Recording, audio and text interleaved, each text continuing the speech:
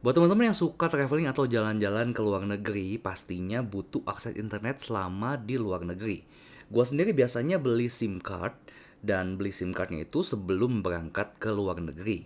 Nah, selama ini gua selalu beli SIM card dari dua seller biasanya. Antara yang pertama ini dari Global Komunika dan yang satunya lagi dari WeRoam. Nah, ini mereka tuh jual SIM card luar negeri, bukan hanya Korea dan Jepang ya, tapi banyak negara lain juga dan bisa disesuaikan dengan kebutuhan teman-teman mau unlimited atau pakai kuota. Halo YouTube, ketemu lagi bareng gue PJ. Di video kali ini gue mau ngelanjutin lagi vlog Busan Seoul Trip bulan Desember 2024. Ini bagian yang keempat. Ini video bagian terakhir. Kalau teman-teman belum nonton video bagian yang sebelumnya, gue saranin teman-teman untuk nonton dulu. Jadi sebelumnya udah ada 3 video. Di sana banyak rekomendasi makanan, hotel dan tempat-tempat yang perlu teman-teman kunjungi kalau teman-teman ke Busan dan ke Gime. Nah ini karena gue tuh malam terakhir di Busan, jadi gue cari penginapan yang deket transportasinya untuk ke bandara besok harinya.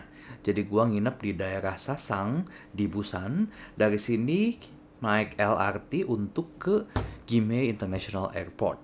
Ini gue udah on the way ke airport pagi-pagi banget karena flight gue itu jam 8. Ini gue hari ini bakal ke Seoul ya dari Busan. Ini gue habis naik Busan Gime Light Transit, ini kayak LRT-nya gitu kan. Tadi dari Sasang Station di Busan, dan ini sekarang udah di Gime International Airport. Nah, buat teman-teman yang ke Gime, ini begitu keluar yang LRT itu, ke yang kanan untuk internasional, dan yang ke kiri ini untuk domestik. Jangan kebalik ya. Kalau misalnya teman-teman mau ke Seoul, berarti ke yang kiri ya. Yang kanan itu untuk balik, misalnya teman-teman mau ke Indonesia, flightnya dari Busan ke kanan. Nah, lebih jelas ya.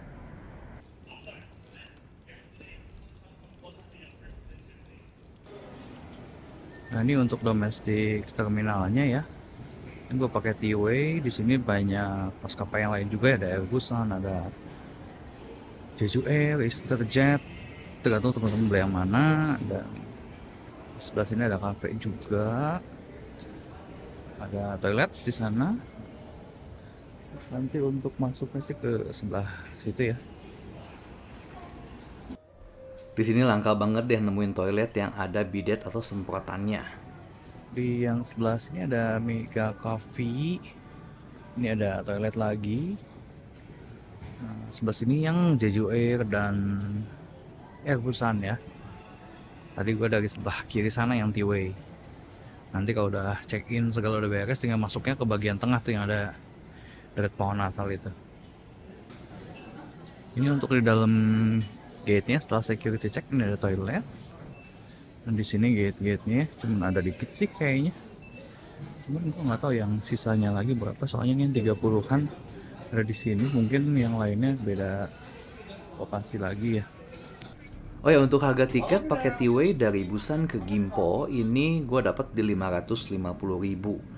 Lebih murah daripada naik KTX. KTX itu kurang lebih sekitar 750.000 dan waktu tempuhnya 2 jam lebih. Sedangkan pakai pesawat ini hanya 1 jam aja. Makanya gue lebih milih pakai pesawat aja daripada pakai KTX. Dan KTX itu tiketnya terbatas juga. Ini udah nyampe di Gimpo dan baggage cepet banget ya ini keluarnya. Baru turun nggak berapa lama udah nyampe, udah keluar baggage-nya.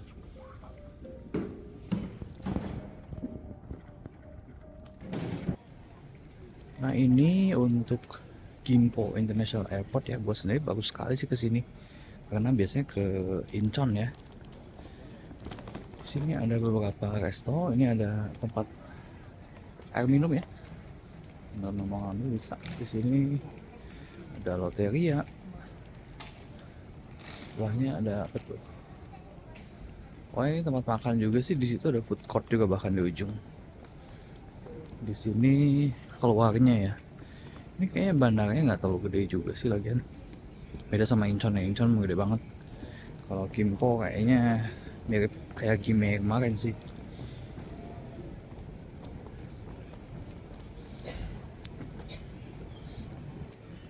Ini ada toilet lagi. Nah, ini tadi gue bilangnya ada food court di sini. Ada beberapa tempat makan juga.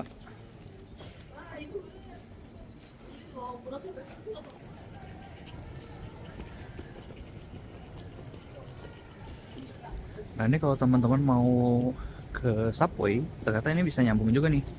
Karena Subway itu sebetulnya via internasional ya. Ini yang di domestic terminal ini nggak ada Subway.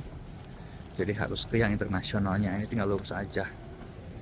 Nah, teman-teman tinggal cari aja yang ada petunjuk ini ya. Subway ada di B1. Ini ada beberapa line yang lewat ke Gimpo ini. Atau mau pakai bus juga bisa. Kalau gue kali ini bakal pakai Subway. Nah, ini gue udah di terminal yang internasionalnya ya. Internasional ke kanan, domestik ke kiri. Sidi Gimpo International Airport. Ini ada locker juga kalau mau taruh barang ya.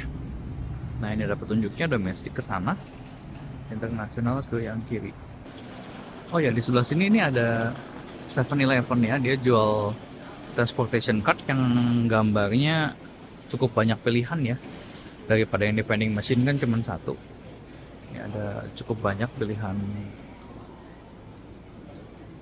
gambarnya. Teman-teman bisa lihat juga ya, di dalam ada. Nah, itu juga banyak. Nah, ini untuk ke kotanya gue pakai Airport Railroad ya.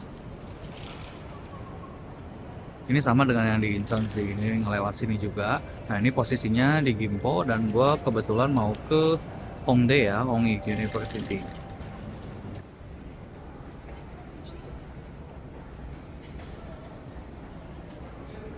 Setelah nyampe di stasiunnya Hongdae, ini gue jalan-jalan sebentar dan nemuin $1 pizza. Menurut gue ini layak untuk dicoba sih, pizzanya enak. Paling minta diangetin aja kalau misalnya udah agak dingin.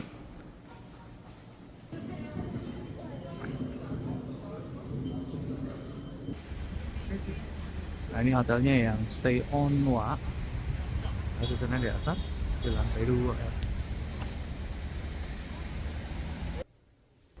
Nah jadi gue tuh kan nonton konsernya 2 hari di Seoul ya.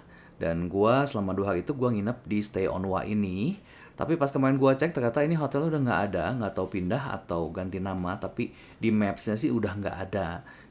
Padahal menurut gue tempatnya ini lumayan oke loh. Dan ini tuh khusus laki-laki. Gue pilih yang single room, memang bener-bener sempit banget. Toilet dan kamar mandi juga di luar. Tapi untuk sekedar tidur doang menurut gue ini oke sih. Karena harganya juga murah sih seingat gue waktu itu. Dan untuk nonton konser doang mah cukup lah karena kita kan banyaknya di luar ya.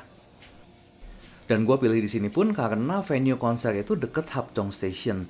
Jadi dari venue ke hotel ini tuh bener-bener cuma tinggal jalan kaki doang, deket. Karena penginapan di Seoul itu memang mahal-mahal.